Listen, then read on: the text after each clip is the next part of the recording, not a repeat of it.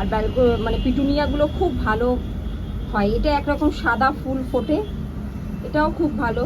আর এটা তো সবাই জানেন। এই আর একটা, এটাও পিটুনিয়ার আর একটা বললো তো, এটাও দেখুন রানী কালারের পিটুনিয়া। আর এটা তো যেমন নীলকণ্ঠী গাছ হচ্ছে। এই শীতকালটা এলে না আমার বিভিন্ন রকম খুব ভালো লাগে, কেন কি এই যে সুন্দর সুন্দর পিটুনিয়া গাছ নতুন নতুন রকমের ব্যালকনিতে সাজানো যায়। Thank you so much. হ্যাঁ, আরে সকালবেলায় গাছের স্নান আরম্ভ হয়ে গেছে। আমি সকালবেলা এসেই করি, কিন্তু আজকে একটু বেলা হয়ে গেছে। গাছের স্নানটা করালে মন ভালোও লাগে, ওরাও স্নান করে শীতে।